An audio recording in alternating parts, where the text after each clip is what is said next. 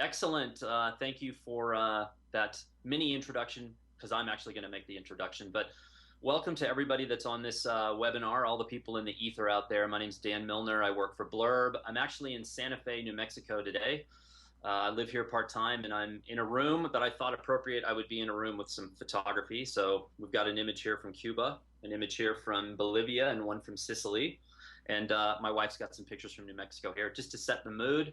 But I'm not actually the only one on this call. We've got three people with us in San Francisco as well, which is where Blurb is based. We've got Lori Reddy, who is going to be handling some of the questions that you guys have. We've also got Alistair Willems, who's he's like the evil scientist of webinars. He puts all this stuff technically together.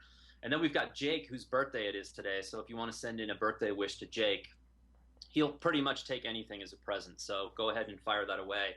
And just to as a precursor here, we are dealing with a lot of technology here. I'm in Santa Fe, they're in San Francisco, and you guys are all scattered throughout the world. If there is any kind of technical thing or my internet drops off for whatever reason, I'll be back. So just be patient. We've done a considerable amount of testing, so I don't think that's going to be an issue.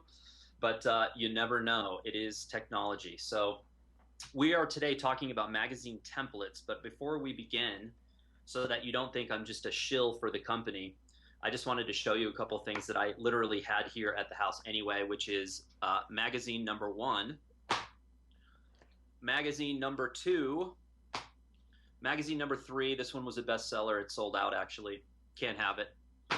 And the one that I'm currently carting around with me, which is my current project here. So I don't know about you, but there's nothing cooler than a double truck magazine spread to get people excited about your work. So I'm very much a believer in this. So before I share my screen here, I wanted to say one thing, which is if you have questions, make sure that you fire them in through the chat panel, because Lori's going to be monitoring those, and I'm going to stop every 10 minutes and say, hey, what are the questions? And if you don't have questions, we will fabricate some for you. So stand by for those. Before I share my screen, I just wanted to give you a gist of what we're going to talk about. In addition to magazine templates, I wanted to give a brief overview of what magazine was in general, because I think there's a lot of people on this call that perhaps have not made a magazine before. So I just wanted to give you an idea of what's out there, what's different between a magazine and a book, and what the options are. All of the magazines that I just showed you of my own, those are all premium magazines. Just keep that in mind when we go through some of this details. So if Lori and everyone's ready, I'm going to go ahead and share my screen. You guys ready? We're ready. Okay. Let me go here, share screen, start, and here we go, and here we go. Is everybody can see that all right? All right, we see it. I can't see myself, which is kind of makes me sad, but that's okay. I'm going to keep going. So the gist of this webinar is getting creative with magazine templates. Before we go any further, this is how you can contact me. I'm on Twitter at Smog Ranch. Blurb is blurb.com, and then my website is called shifter.media, and there's also a contact page on there with my email address. So if you have questions or you just want to, you can even email me and rant if you want to. That's where you find me. So a few months ago, Blurb introduced a new magazine product, and there's actually two of them. And one is called Standard Magazine, and one is called Premium Magazine.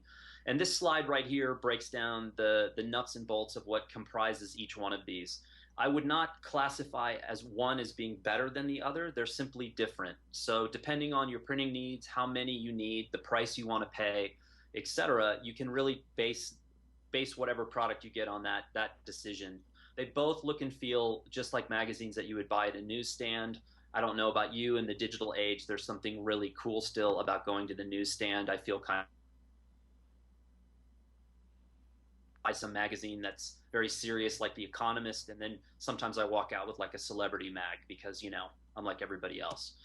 The cost breakdown of these things, they're actually pretty inexpensive. The price for 20 pages on the standard edition is only $4.99, and the premium magazine is $5.99. And additional pages, all of this is on the website, so I don't want to spend a tremendous amount of time here on this. With making a magazine, the great thing is there are a variety of options to do that. I'm assuming that most of the people on this phone call are going to be using BookRight, which is our latest version of our software. It's a brand new platform. I can say personally that the minute I started using BookRight, I absolutely book and magazine making tool at the moment. We also BookRight looks like when you open it. By the way, you can see all of your sizes across the bottom, your trade books on the right. It's very straightforward. It's a beautiful program. We're going to spend more time in that at the end of this webinar. BookRight also has templates, hence the webinar that we are on right now. We're going to talk a lot more about these in a few minutes. And you can also use InDesign. And InDesign is the industry standard design platform. Most of the designers I know use this. And actually more and more everyday people like myself and a lot of the people on the call who are maybe not professional designers or professional bookmakers, a lot of people are using this because you can get it as part of the Adobe Creative Suite. And it's really, I equate InDesign to it's standing in front of a blank canvas with a assortment of paints. You can basically make anything you want at any time in any way. It's an incredibly open-ended program. It's a little more complicated than the Blurb program, so if you haven't made a magazine before, I think the best thing to do is just jump in to BookRight. It's very simple. It's also free, downloadable. So the great thing about Blurb Magazines is the same great thing about Blurb Books, which is you only have to order one at a time. So it's not like you're making this huge investment in saying, oh, I've got to print 5,000 books to bring my cost down. You don't need to do that. You can do one at a time. At the same time, there are people out there, and I've done this myself, where you realize audience waiting for this magazine or this book in particular. Like this magazine right here was one that I sold a lot of, the Manifesto magazine. So you can actually order in bulk, and when you order in bulk or volume, you actually get a discount. So all of this again is on the website. Blurb has a brand new site. Yeah, hang on. What do you need, Lori? Well, I just heard from Forrest. You know, he knows everything at Blurb here. Yes. And he says economy magazines now start at $3.99, not $4.99. Oh, that's right. You know what? That's a really good point. That's official now that we are down even $1 less. When I said the $4.99 price, in the back of my mind, I thought, you know, I think it now, but I'm not sure I can officially say that. But thanks to Forrest, who is the crafty veteran here at Blurb, he corrected me on that. So thanks, Forrest. And that's a good point. You're going to spend even less. So again, Blurb has a brand new website that launched roughly a week, 10 days ago, maybe 2 weeks ago. So all of this stuff is on there. It's I'll show you a little bit about what it looks like here in a minute. And so moving on to the next part. But before we jump to this part, I just want to check with Lori to see if we have any questions. Anything out there? I think we're good to go. People are asking about the difference between a magazine and a book. Oh, man, that is what the slide I'm on right now. That was like the perfect segue. So what makes a magazine different from a book? So there's a couple of things. First of all, the format is a unique size. So it's an 8.5 by 11 format for magazine. And the books that we make are in 8 by 10. So the actual physical size of the magazine is a little different. The materials are a little different. So the paper types and the weight of the paper is a little different. Now, the best way to put this is, there is no right and wrong when it comes to making these things or choosing these things. So it's not to say that a magazine is better than a book, it's only different. And I think some of the ways that make a magazine different are, in some strange way, a magazine has a very informal feel to it. So in some way, as a human being, it's ingested in a different way than a book is. A book tends to have a little bit more of a serious component to it. It has a narrative.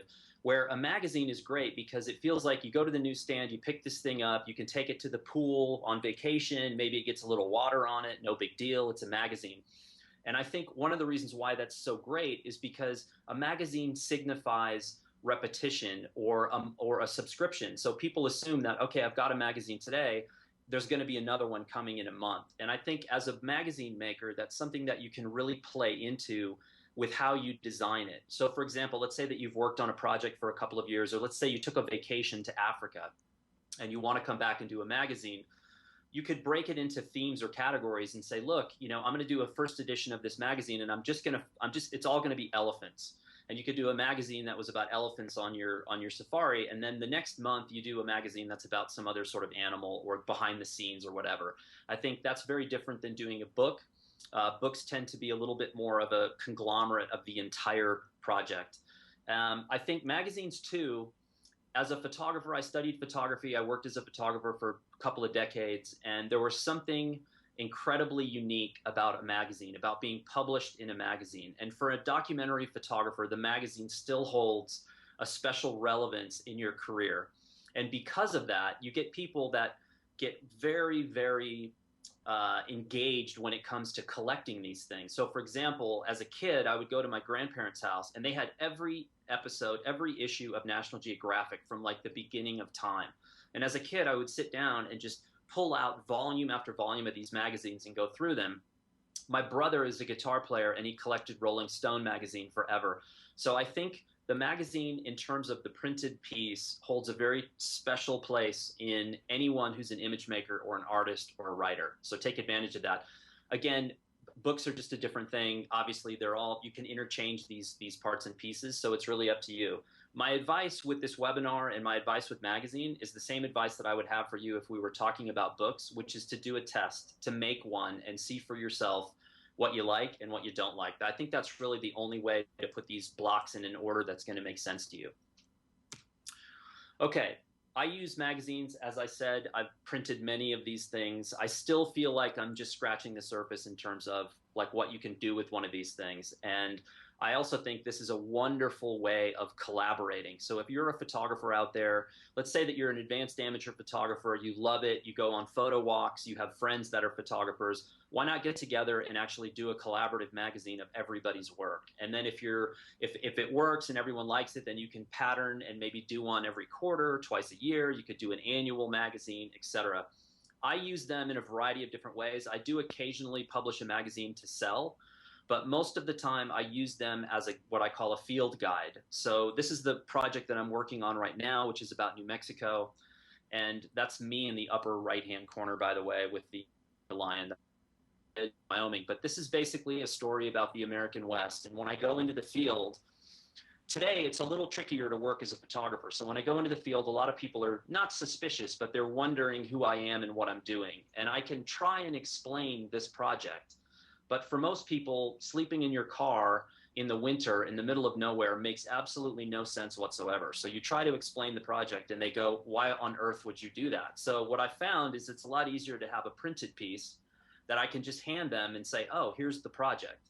And as you can see, this project is not only filled with the images, it's actually filled with a history of my family in the American West. So the picture in the middle on the top are my great-grandparents, and then me on the right, etc. So I use these things all the time, and I can't tell you, I always jokingly refer to these as the passport, because they are permission into doing these projects in the world. People, when you put a printed piece in front of them, they understand that you're not a tourist, you're not an interloper who's going to come in and shoot for 5 minutes and leave, that you actually have a connection to what you're doing, and it makes a huge difference. Before we move on to the templates, I just wanted to also remind everyone that whatever you make, whether it's a magazine or a book, you can also do a digital version of that book. Now, I was not the first guy to run down the street screaming that ebooks had arrived. I was kind of excited, but I really didn't know what I was going to do with ebooks. Having said that, I've now made a few ebooks, including the one that you're looking at here, and I have to say this is a really cool and fun format. I also thought I would never show my work on a cell phone, and I do it all the time now. So basically, I'm a hypocrite. But the ebook is a very inexpensive way to get a digital version of what you've produced, and you can also embed your audio and video files in here, which is also something that I've started to do. It's an open-ended game. You can take this as far as you want, and it's a completely worthwhile endeavor, in my opinion, experience. Okay, so we're going to move on a little bit to talking about the templates, and then I'm going to jump over to BookRight. So the magazine template, or book template, but today we're talking about magazine templates. The word template, I find, in 2014, has an interesting connotation. I think because we've lived through a legacy of templates that were let's say, maybe less than stellar, or boxy or limited, I think when people hear templates, they go, oh, no, I can't, I don't want to deal with that. And I've been guilty of that myself. However, when Blurb designed this set of new templates, I took one look at the templates and said, wait a minute, this is an unbelievable time-saving device. Even though I'm probably not going to use the template exactly as is, this is giving me a starting point that it would have taken me forever to complete. So the templates are really interesting, they're fluid, they're changeable, and we're going to jump into that in a few minutes. And the magazines are such a great way to test projects. They're a great tool for testing your design, and again, a great way to build a subscription of followers. And I think most of the people today, everyone's on social media, they have blogs, they have websites. It's a very doable thing to create a group of people out there who really want to follow what you're doing. So another quick visual here about magazines. This is the exact same work designed in two entirely different ways. And just to show you how design can really change the feel. So the first one is very journal orientated. I literally scanned the pages of my journal and put them in, and it's kind of funky, and I've redacted some of it, as you can see. And the next one is very, very clean and simple. So it's the same work, but two entirely different feels. So keep that in mind when you go to make your magazine. So recap very quickly, 2 versions of the magazine. The pricing is online. You can do one at a time, print on demand, or you can do volume. You can do a digital version. And most importantly, everyone write this down in giant marker. Experiment and have fun, because that's really what it's about. So templates, moving on here. The templates, in my mind, offer 3 main advantages, and there are many more, but these are the ones that jumped out at me. A template provides a starting point. So let's say that you've come back from Africa and you sit down to build your magazine, and you've got a lot of imagery like we tend to have these days.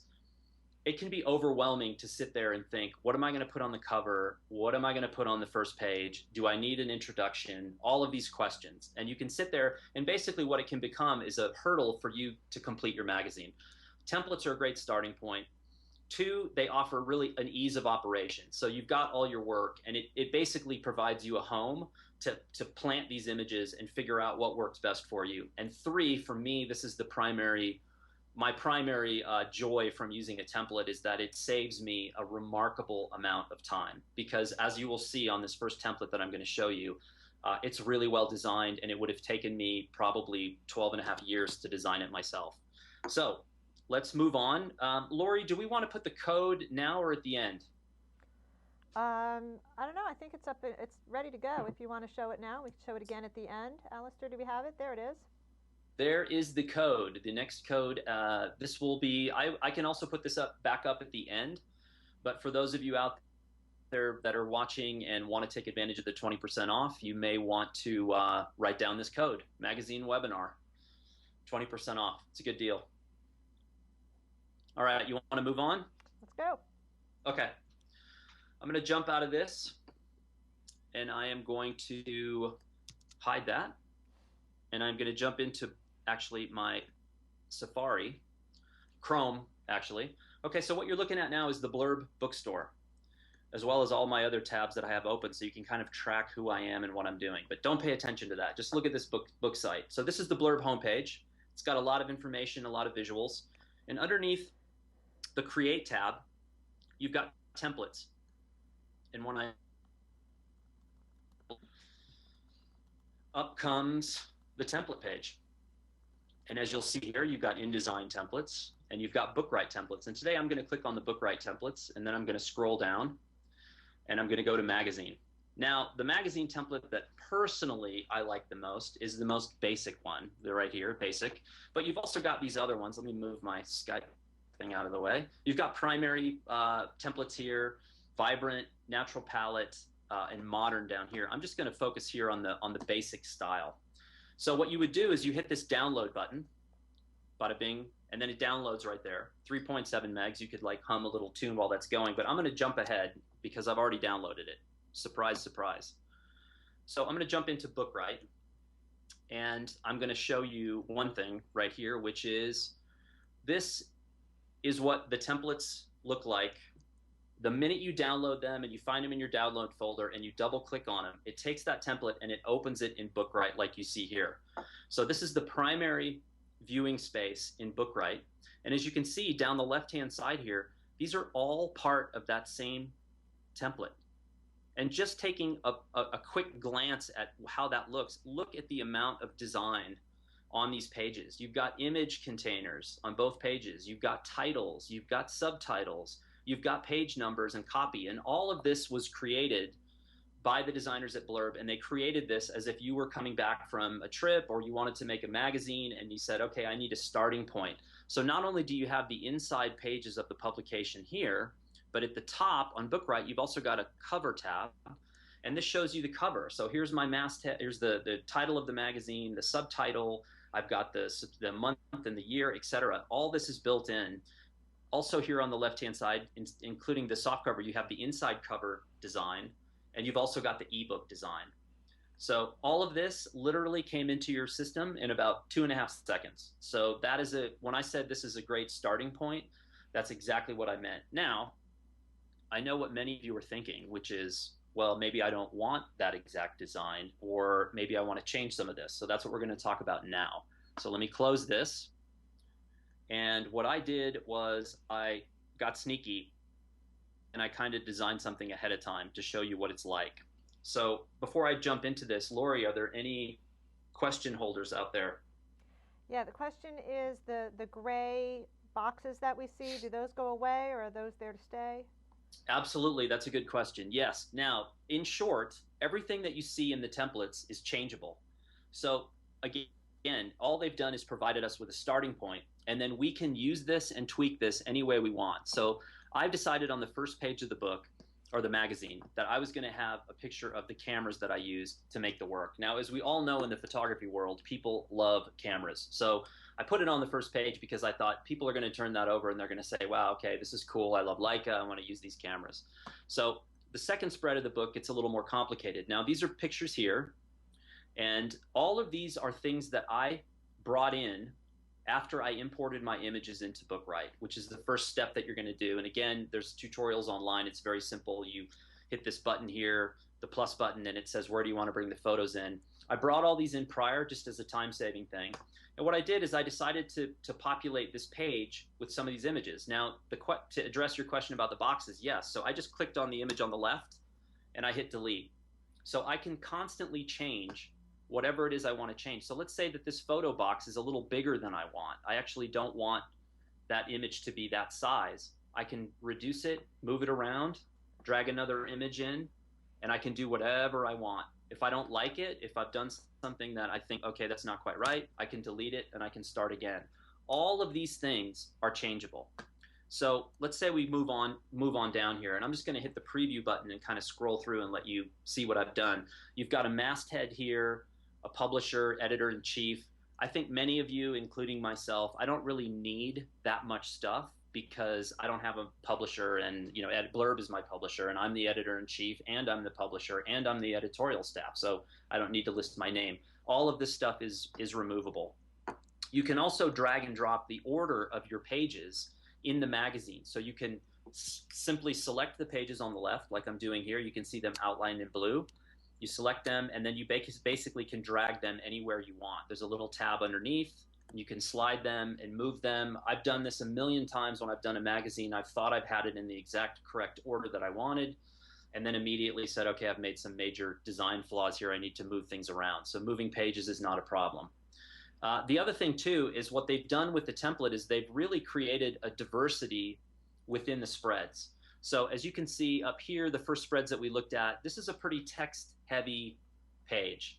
And again, for me personally, I don't necessarily need an in this issue page or a contents page, although I think a contents page can be a good idea, especially if you've got a collaborative project with multiple photographers. But I don't necessarily need this. But I tell you what, I love this spread.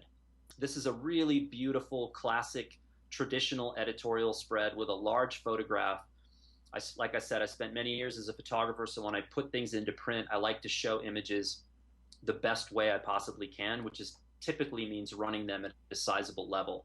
Now, personally, when I look at this spread, there's one thing that I look at and I think, well, I don't know if I actually need it, and that is the grid lines. So these teal-colored or cyan-colored lines that you see over the entire spread, if you go up here to the top, there's a button right here, I can get rid of those. Now, I do think that the guides are a smart move, especially if you're going to make changes. Let's say that I wanted to move this image down and I wanted to keep track of where it was. I can put a grid line on there and I can keep track of it. But again, if it's annoying or it's bothersome or I think to myself, okay, got it, I've got this figured out, I can turn those off. The other thing that I want to address here is that you can not only change these templates, but you can also change a template and then save the template so that you can reuse it at a different date. So let's go up here to layouts. Now I've kind of destroyed this spread, right? It looks a lot worse than it did when we started, but for some reason I love it. I think it's kind of perfect. So I think to myself, okay, this is a spread that I'm going to use over and over again in this magazine. I go up here to where I'm in the layouts and I see this little button that says save layout. And when I click on it, it says, okay, Dan, what do you want to do? Do you want to save this as a spread? And I say, yes, I want both pages. And I'm going to name it the best spread ever. And I hit save. Boom. Now, as you can see, and under the tab that says my layouts, there it is. So anytime I need to reuse that template, it's already there. And this is, again, a wonderful time-saving component to what you're doing. Okay, so I know that some of you out there, here's another spread that I doctored up. I don't recommend you put an image right through the gutter like this, but hey, I'm a risk taker. The other thing you can do is I know a lot of people like to change their background colors. And the easiest way to do that is if I click on the background of the page and I right click, it says apply page color, and let's go black. What do you say? You hit black, you hit OK, boom, there it is. So again, all of this stuff you can adapt, change, correct, fix, redo. It's a completely fluid, basically building scenario. So I've got multiple pages here. I'm going to scroll down. I'm going to go, this is one of my favorite buttons, people, right here, upper right, the preview button, which eliminates everything, gives me a clear view of what I've got designed. Obviously, that's not the spread you want. This one looks a little better, masthead, etc. This is a really great way to sort of check yourself, check where you are, what you have, what you're missing. I'm going to go back to the book. Now, let's say I've done these templates and I think, okay, this template right here is like the best template I've ever seen. If I right-click on the little blue tab at the bottom and I hit copy pages and then I click, whoops, sorry, my mouse isn't working. I click in the blank spot and hit paste, I can duplicate that spread as easy as right-click, copy, right-click, paste. So again, if you have a template up here that you absolutely love, you can create it and save it like I showed you before, or you can actually just right-click and duplicate that spread. Now, when you duplicate it, the same images and everything that you had on the original spread is going to come in, but all you've got to do is delete those by selecting them, and now you can drag in new photographs, new and wonderful and splendid photographs that you could say maybe you want to do something like this. So again, drag and drop, grid lines, saving templates. Okay, the default space is 20 pages. So I got to the end here and I wasn't quite done. So I said to myself, well, it's only giving me 20 pages, but I actually need a lot more than that. So up here at the top, there's a little plus button page. You click that and say, okay, I want to add 6 pages. I don't want to add them at the beginning of the book. I want mine at the end of the book. And I'm going to add after page 25. And I hit add pages. And there you go. It's that simple. It slices and it dices. It's that easy to basically craft what you're doing. Typically, when I build a magazine, I'm adding pages, I'm deleting pages, I'm designing spreads that I think are wonderful 1 minute, and then the next minute I find repulsive and I start over. So that is all completely natural. I think a lot of times when people experiment with these things or they begin to do something that they haven't done before, we put a lot of pressure on ourselves to build something perfect the first time out. And I think that that's probably not the best thing to do. I've published 200 plus publications and many of them aren't perfect. But the great thing is that I've learned something valuable from doing each one of those. And so the farther I go into the future in my publishing life, the better my things are getting, a little more stylish, a little better, but I'm still making mistakes. That's perfectly normal. Don't sweat it. Just keep plugging. So Lori, any more questions? Yeah, someone actually liked an old layout that you did, but also liked the new one. Can you add pages so that you have both in there? Okay, so let me get this straight. So let's say that they loved this spread, Uh-huh. and they also liked this spread. That's right, and they want And both. so they want both. Absolutely. You can either right-click on the first spread that you like and hit copy, and then right click again and hit paste, and it will duplicate that spread. Mm-hmm. Or you can basically save that spread into your layouts, and you can do it for both of them, and you can always have those on call. That's So great. absolutely. Anything else? Yeah, there are tons of options there, huh? Tons of options. Now I just noticed something. So I just fabricated this spread right here, and as you can see in the upper right hand corner, let me zoom in on this. Look at those happy faces. Mm-hmm. Let me zoom in on this. Up here in the right hand corner, I have it's a downer. I got a warning label like, hey, what's the deal? How do I have a warning label there? Or why do I have a warning label? So what that's doing is telling me that the resolution of that image is probably not high enough to print well, and that I need to be careful that I've got an image that's too small. So what you can do is up here, the second button, and in my opinion, when you work in BookRight, there's a couple of what I would call power spots. One of the power spots is right here, upper left, and this is your covers, your pages, your backgrounds, and then another power spot is right here with your photographs and your layouts. And the third and final power spot is over here, which is your preview button and your warning review. So look at all the warnings I have. This is what I've done. It's telling me I've got low image resolutions, I've got text overflow, I've created a lot of problems for myself. But the great news is it's giving me a warning sign saying, Milner, you got to fix this before you go to print. That's what the warning sign is about.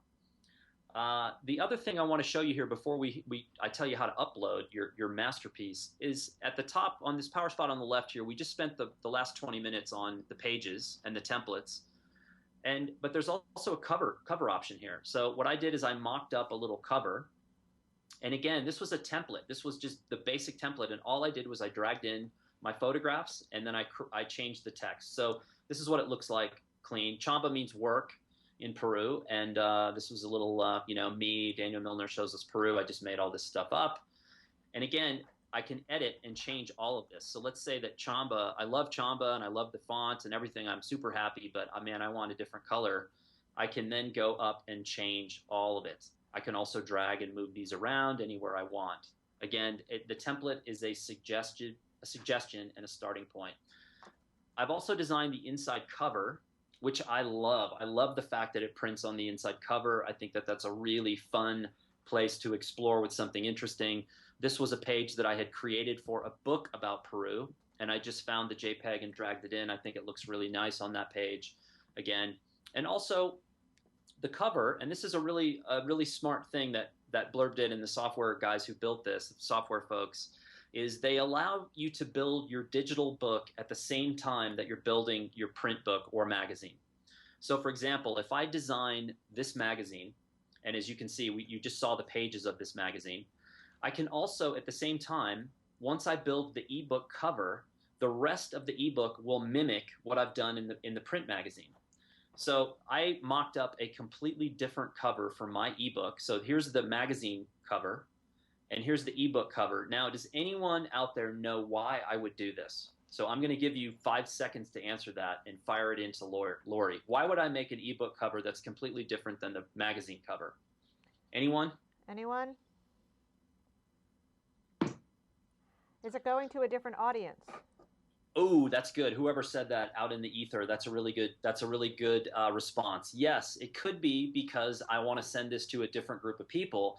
But the other thing is that a lot of people assume that when you make a digital book, it is a replica of the physical book or magazine. And that doesn't have to be the case. There's no one that's going to come to your house and knock on your door and say, we noticed that your ebook is different than your e-magazine.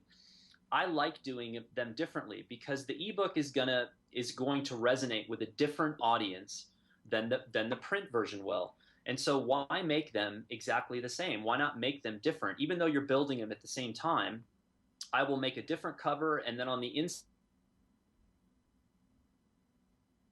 an audio file or a video or something like that. So I like to make things different, and then you have something completely different for different audiences. So good answer to that.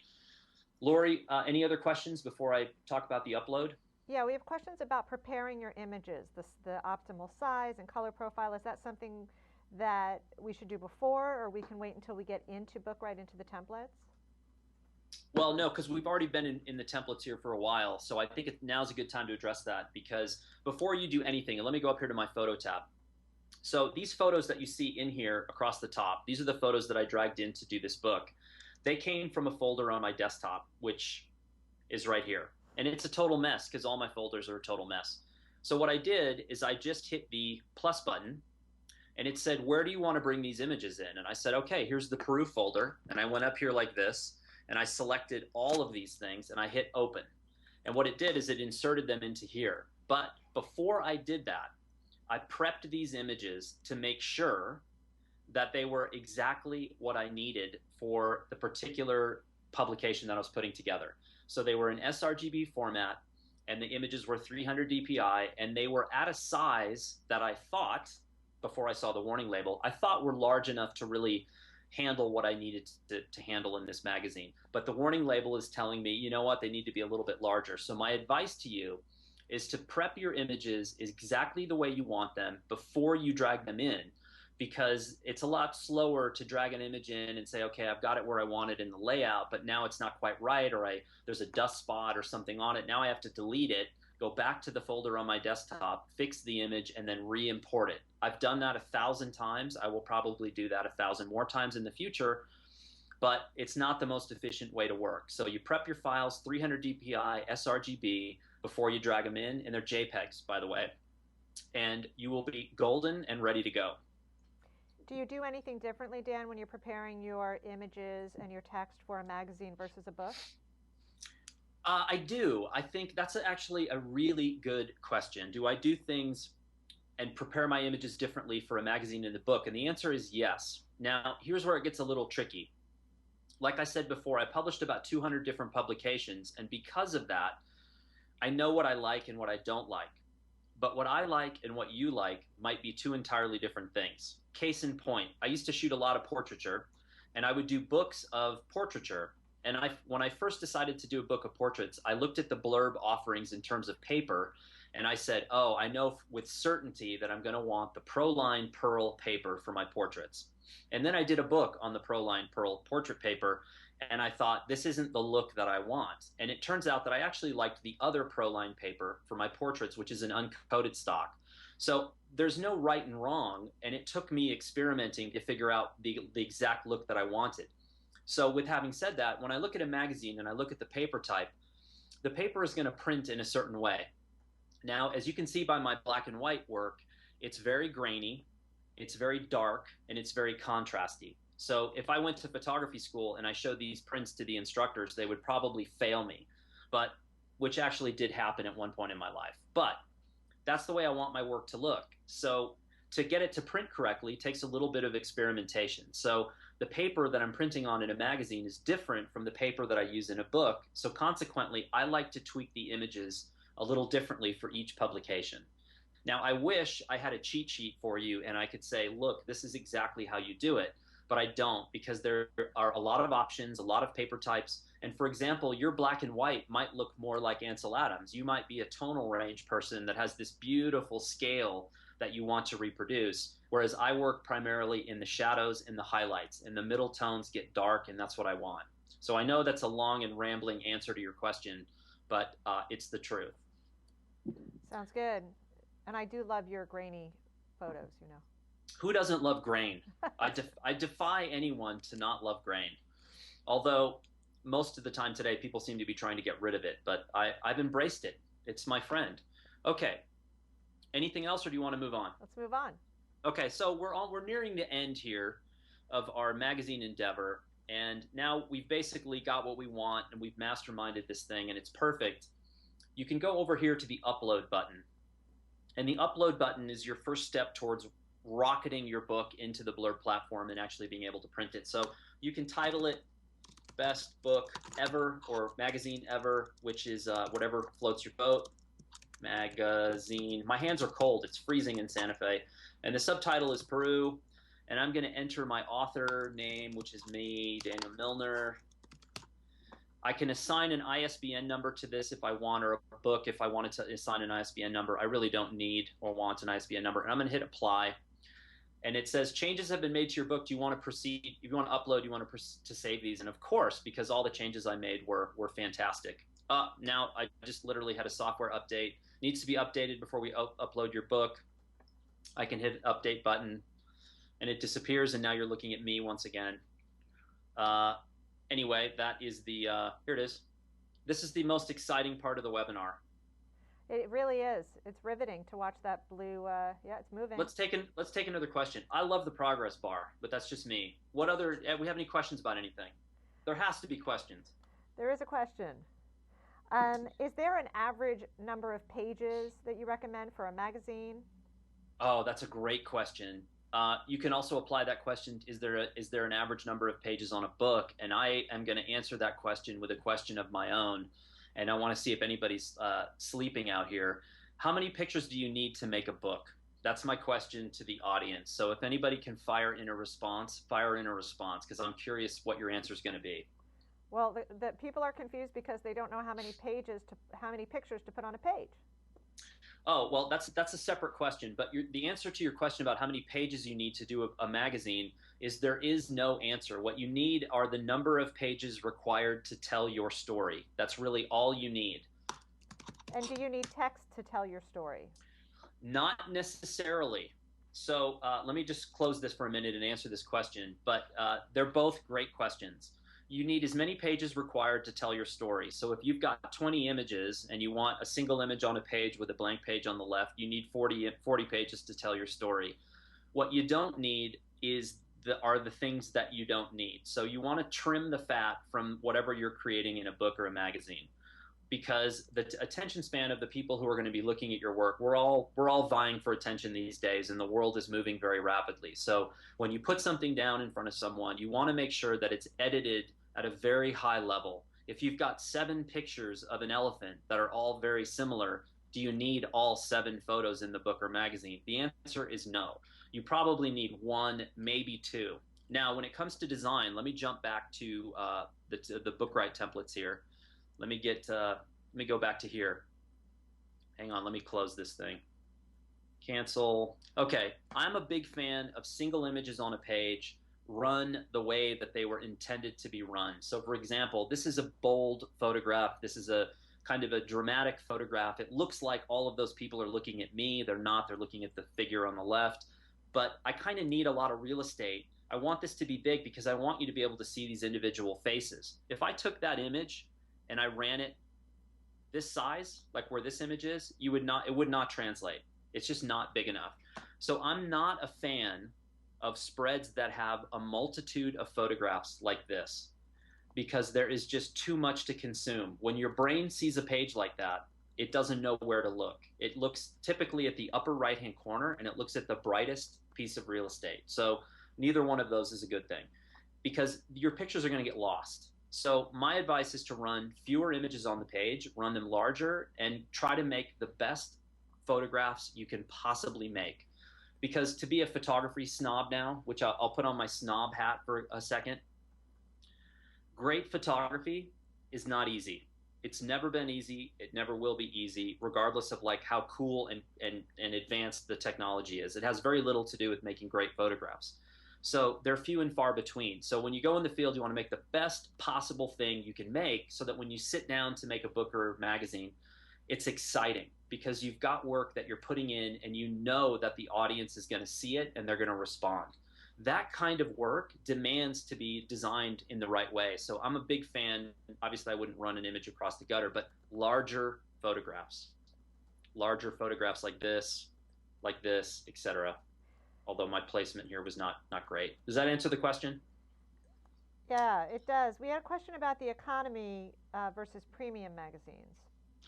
Okay, economy versus premium. Let me just bring back a quick slide here that will give you some details. And I think another great thing to do is to visit the website. But this is the basic breakdown of the two formats. Standard, they're both 8.5 by 11. The standard magazine is printed on 60-pound paper on a coated gloss paper with a matte cover. And the premium mag is printed on heavier 80-pound paper with a semi-gloss cover. Again, you kind of want to get your hands on these. I have one project that I've done in the magazine that I printed on the standard mag, and the other one, everything else has been printed on premium. So I think if you're a photo heavy Blurb user, let's say you're the person that went on the safari to Africa, I think you're going to want the premium magazine. But if you're someone that needs a high volume of the magazine and there's a lot of text, a lot of copy, I think you might like the other version. So again, it takes a little bit of testing. My advice, and it's something that I do anytime Blurbs comes out with something new, is I just do a test. I take a 20-page magazine, the default. I quickly throw some photographs in there. I don't try to make War and Peace. I just make a sample and I have it printed and shipped to me so that I can get my hands on it. Because there's something pretty magical about getting your hands on one of your own magazines and seeing it in print. It never gets old. That's a great advice, having a sample, so you have it in your hands, and then you can decide what's best for you. Yeah, and the other thing is I do it, I think in some way it's even more important when you make a book because you have more options in terms of papers and things like that. And what I do is I take a very inexpensive book. I'll make like a 7 by 7 20-page book, and I will throw in a variety of work, black and white, color, tone, black and white, text, and then I'll have that book printed on several different kinds of paper. Because again, what I told you before is I made a mistake the first time when I did my portrait books. I chose a paper that I thought I was going to love for that type of work, and I realized I loved the opposite paper. So now I just print these small books and I keep them as samples so that anytime I start a new project, I think to myself, okay, what does this work look like? What's it going to feel like in print? And then I'll reference that book. I use them all the time, and I think the books are incredibly inexpensive, so it's not a big dent. And we just gave you a coupon code, 20% off magazine webinar. I mean, come on, it's like, what more do you need? That's a permission slip. So let me go back to the upload thing here. I'm going to save my changes. Here it's telling me I'm signed in. Let's go to next. And here it's telling me, okay, Milner, you've got your magazine. It's brilliant. It's ready to be uploaded. What do you want to actually do? What do you want to order? What do you want to upload? So it's telling me here I've got my soft cover. I went with premium because I'm a snob. Can remove the logo page. There's nothing. $9.99 is going to be my cost on this baby. And I can also order my fixed format ebook version of the magazine as well right here. Or if I don't want it, I can click none. I'm going to ignore it. I can also get a PDF. Now, there's a difference between a PDF and a fixed format ebook or fixed layout book. And the fixed layout books are specifically designed for the iPad. Now, I've had 3 iPads. I have an iPhone. So these are a relevant tool for me. I can also distribute them to the Apple iBook store if I chose to do so. A PDF is a little different. A PDF is a file format that's incredibly flexible. You can read a PDF on virtually any device, like probably even the calculator I used in high school. Probably I could open a PDF on that thing. I have no idea. But the PDF is a super flexible file. It's also very inexpensive. And it's a great thing to have. Like sometimes people will call me and say, tell me what the project is, what you're doing. And I'm able to fire off that PDF in an email and give them a really good idea of what I'm doing without having them load something on their iPad or their iPhone. It's very quick, very efficient. So don't neglect the PDF if you find a reason for it. Then I hit next, and it's going to go to the spell check. Now, I obviously haven't edited any of the text in this, and it's all just copy block. So every single word in here potentially might need help. But I'm just going to skip the spell check for now and go to the next button. And now it's telling me all of those warnings that I showed you earlier. It's saying, Milner, before you print this thing, you better, because I'm a risk taker. And then I hit next, and we're going to hit soft cover here, next. And lo and behold, it has begun to render the files. Now, I'm not going to bore you with the entire upload here, but this is how you upload your book. It's very simple. And these steps, the brilliant thing about the steps is if you miss something or forget something, it's going to remind you. If you haven't spell checked, it's going to remind you. If you haven't fixed your warning labels or warning signs and the image is low res or you've got text overflow, it's going to warn you. So it's a pretty good foolproof system to make sure that when you finally hit that print button and you order, you're going to be happy with what you get. Lori, any other questions? Yeah. Corey asked a question about putting an image over the gutter, because obviously she's saying that if she makes a print magazine, that we don't want to do that. But she's asking about the e-magazine. Oh, the e-magazine. Well, I think let me address something else first, which is an image over the gutter. I think an image over the gutter is a completely great thing to do. I think it's totally fine. This is an example of that right here. What you need to be careful of is what you're going to lose in the gutter. Now, the great thing about a magazine, let me find one here that we can look at. You can still see me, right? Can you guys, Lori, can you see this if I hold it up? Right now I'm on the magazine, but we can show you. Okay, well, that's okay. What you want to make sure is, let's look at this spread right here. This pink area in the middle is the gutter. So this is what you're going to lose when you go to print with this magazine across the gutter. I think it's totally fine. In this particular image, I'm not losing anything that I don't have in another place in the image. So for example, where you could get into trouble is, let's say this figure on the left is really important and I put him right there. That is not going to reproduce well. That's going to get totally lost in the gutter, and the idea behind the photo is going to get lost. So as long as you edit the photos and lay them out with nothing critical in the gutter, you're totally fine. And I actually recommend you doing this. I think it's a great way. Go to the newsstand, look at a good documentary magazine, and notice they do this all the time. As a photographer, this is like one of the great things to have happen with your work, is when someone runs an image like this across both spreads. So the ebook will lay out in an ebook exactly the same way, but the great thing is you really don't lose anything in the gutter on the ebook because you're looking at it on a digital device, and the gutter is just is basically a simulated gutter in the middle. So you're pretty safe to run images across the border in an ebook. And again, I recommend you to do it, because if you've gone out in the field and you've busted, you know, to make the best possible work you can, why not run it with the most amount of real estate, run it in the most dramatic way? Got it. We have someone who's made several books with Blurb, but they've never made a magazine, and they're a little bit intimidated about the magazine format. What would you say to them?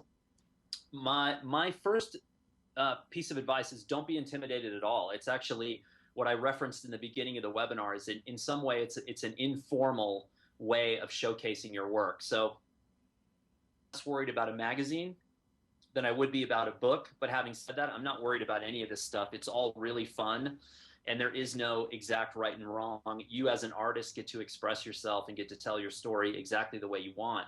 So the great thing about magazine, or one of the many great things, the price point is very low. So your experimentation, as Forrest mentioned earlier, the price is down to $3.99. So I always kind of ask myself when I'm about to hit the print button, what's the worst possible thing that can happen? Now, I have made some things in the past that I thought were brilliant and then got them in about 8 seconds realized they were not so brilliant. It doesn't matter. It's still cool. You get it. The package shows up on your doorstep. The doorbell rings. Your heart starts to pound, and you've got another publication. That outweighs any nervousness you should have in regards to doing a magazine. I also think the 8.5 by 11 size allows for a really nice, sizable image. It's great. I mean, they look gigantic, because remember something. To most people who aren't in the arts and photography, a huge print. And most people aren't even printing anymore anyway. So if you put a magazine down in front of them that has an image that runs all the way across 2 by 11 pages, to the viewer, it feels like they're looking at a book or a magazine of prints. It's a really profound experience, because everybody's tend to be looking at things online these days where things are thumbnails and very small, and you have to click on them to make them larger. And you're putting this magazine of prints in front of them. I'm telling you, even the people that you would think least likely to respond to your work will stop what they're doing, put down whatever they were doing, and they will take the time to look through your work.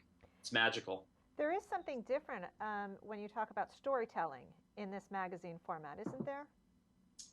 Well, I think magazines in general are about narrative. They're about telling stories. Now, traditionally, magazines are about telling stories, but they're telling somewhat relatively short stories.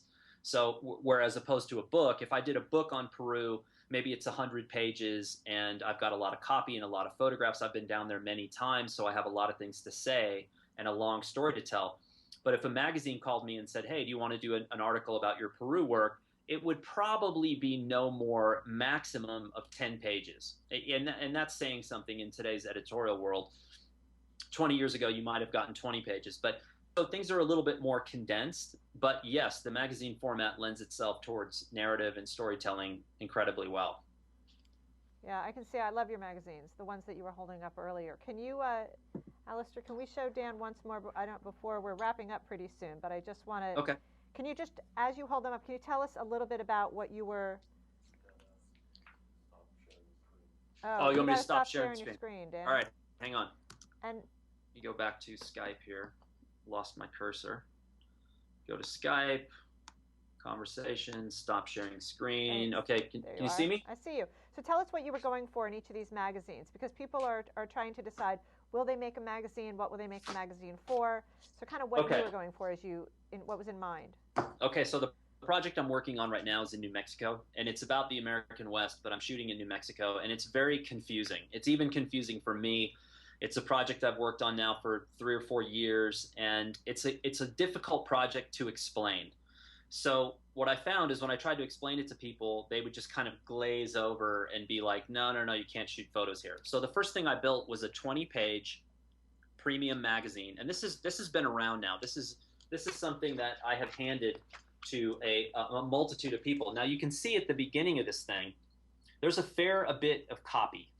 Now, I never actually expected anyone to read that because I figured I would hand it to them and they would spend like 2 seconds and then they would move on.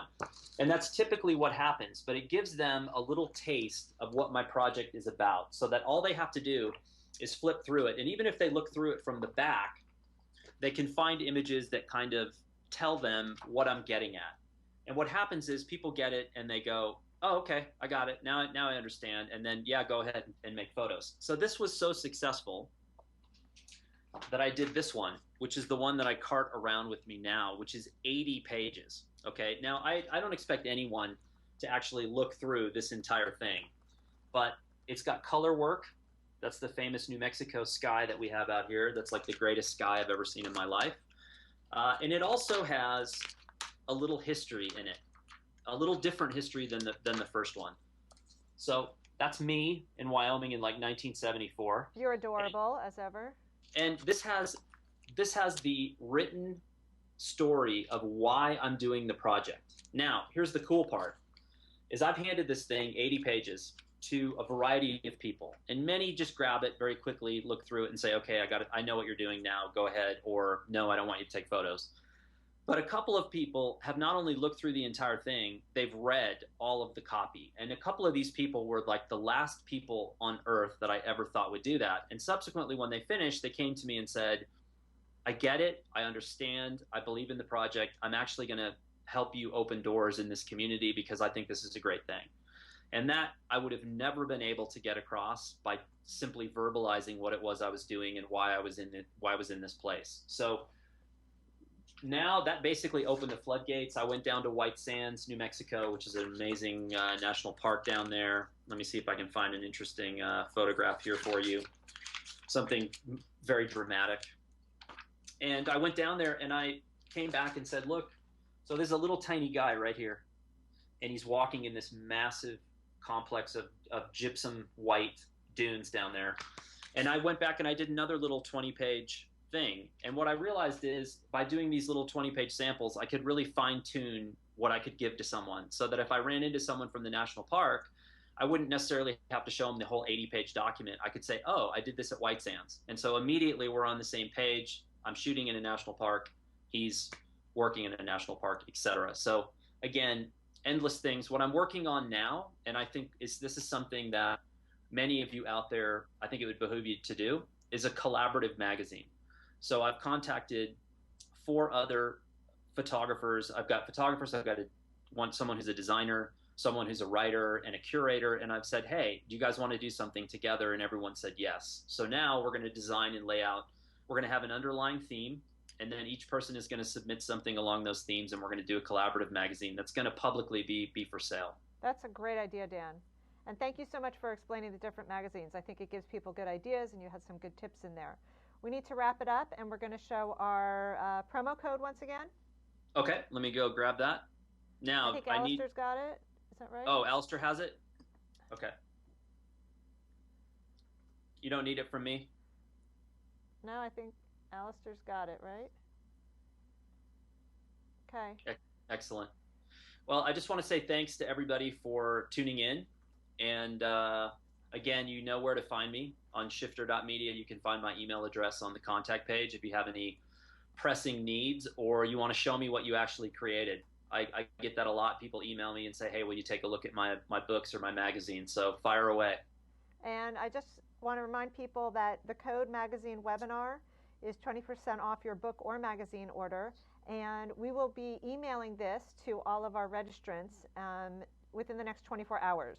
So if you don't have a pen handy, not to worry. We will make sure that you have a copy of this promo code. And thank you for joining us today. And Dan, thank you so much. Of course. Thanks for having me, and I will talk to everyone down the line. Sounds good. Goodbye, everyone.